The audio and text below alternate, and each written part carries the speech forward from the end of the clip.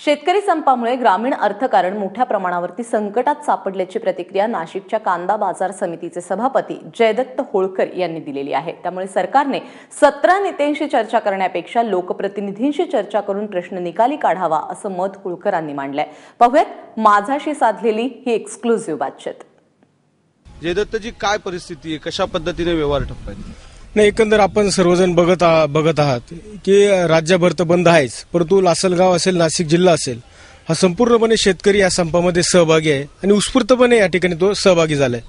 या मागचं प्रामुख्याने कारण म्हणजे आजचे जे काही बाजारभाव आहेत, प्रत्येक कुठलाही शेतीमाल घ्या त्याला आज कुठल्याही प्रकारचा बाजारभाव नसल्यामुळे खऱ्या अर्थानं शेतकऱ्यांच्या वतीने हा संप या ठिकाणी पुकारला गेलेला आहे आणि बाजारभाव नसल्यामुळेच त्या ठिकाणी हा संप यशस्वी झालेला आहे। आज जर बाजारभाव चांगले असते तर कोणत्याही संघटनेने किंवा कुठल्याही पक्षाने जरी सांगितलं असतं तरी शेतकरी त्यामध्ये सहभागी झाला नसता। परंतु वस्तुस्थिती आहे की आज या ठिकाणी ग्राउंड लेवलला कुठल्याही शेतीमालाला बाजारभाव न मिळत असल्यामुळे या ठिकाणी शेतकरी मोठ्या प्रमाणे या संपामध्ये सहभागी झालेला आहे। किती आकडे असतील, काय आकडे काय सांगताय की किती संपाच्या काळामध्ये उलाढाल थांबली? एकंदर आपण जर बघितलं नाशिक जिल्ह्याचा जरी आपण विचार केला साधा तर साधारणतः 20-22 कोटी रुपयाची रोजची उलाढाल या नाशिक जिल्ह्याची या शेतीमाला संदर्भात आहे आणि गेल्या 8 दिवसापासून हे संपूर्ण थांबलेलं आहे। बाजार समित्या जरी सुरू असल्या परंतु कुठलाही शेतकरी त्या ठिकाणी शेतीमाल विक्रीस आणण्यासाठी या ठिकाणी तयार नसल्यामुळे आज ज्या ठिकाणी 25-25, 30-30 हजार क्विंटलची आवक लासलगाव असेल, पिंपळगाव असेल या ठिकाणी होत होती, ती आज पूर्णपणे थांबलेली आहे। एकही ट्रॅक्टर त्या ठिकाणी विक्रीस येत नसल्यामुळे हा लिलाव आज ठप्प दिसत आहे। कांद्याचं जे आहे, कांद्याची आपली आशियातली सर्वात मोठी बाजारपेठ आहे लासलगाव, पिंपळगाव, तर इथं काय आताची परिस्थिती, किती उलाढाल थांबते आणि कशा पद्धतीने राज्यात जातो, परराज्यात जातो कांदा? काय आज आपण जर बघितलं लासलगाव बाजार समितीची साधारण 1.5 ते 2 कोटी रुपयाची उलाढाल आहे, त्याच पद्धतीने पिंपळगावची सुद्धा तेवढ्याच मोठ्या प्रमाणावर कांद्याची उलाढाल आहे।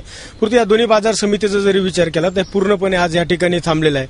मोठ्या प्रमाणावर कांदा हा या ठिकाणी मुंबई असेल किंवा एक्सपोर्ट सुद्धा मोठ्या प्रमाणावर होतो आणि ते सुद्धा नुकसान आज या देशाचं होतंय, कारण जे काही परकीय चलन आपल्याला मिळणार आहे ते सुद्धा या ठिकाणी थांबलेलं आहे आणि आज एक्सपोर्ट जर थांबलं आणि हा जर माल लवकरात लवकर बाहेर पडला नाही तर याचे परिणाम पुढे सुद्धा आपल्याला जाणू शकतात, अजून बाजारभाव पडू शकतात, अजून शेतकऱ्यांमध्ये संताप निर्माण होऊ शकतो आणि म्हणून तत्काळ निर्णय या ठिकाणी घेणं अपेक्षित आहे। शेवटी निर्णय हा कधी कधी घ्यावाच लागणार आहे म्हणून लवकरात लवकर जर निर्णय घेतला तर भविष्यात जे काही नुकसानी होणार आहे, भविष्यात जे काही तोटे होणार आहे हे ते या ठिकाणी टाळता येतील।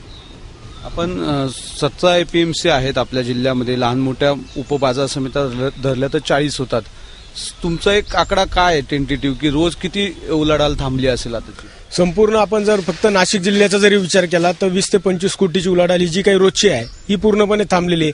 त्याचबरोबर या शेतीमालावर, या बाजार समितीवर जो काही अवलंबून घटक आहे, महामाल असेल, कामगार असेल किंवा आणखी मापारी असतील, व्यापारी, हे सर्व जी काही मंडळी यांचं सुद्धा अर्थकरण ह्या बाजार समितीच्या किंवा या शेतीमालाच्या बंद असल्यामुळे थांबलेले आहेत आणि म्हणून या ठिकाणी आपण शासनाला आमची शेतकऱ्यांच्या वतीने विनंती की निर्णयाला उशीर न करता निर्णय या ठिकाणी तत्काळ घेणं अपेक्षित आहे। तर 6 दिवसांपासून सुरू असलेल्या या संपाचे पडसाद आता उमटू लागलेले आहेत आणि होळकरांनी सांगितले त्याप्रमाणे निर्णय तर घ्यायचाच आहे, त्यामुळे सरकारने लवकर निर्णय घ्यावा अशी अपेक्षा त्यांनी व्यक्त केलेली आहे।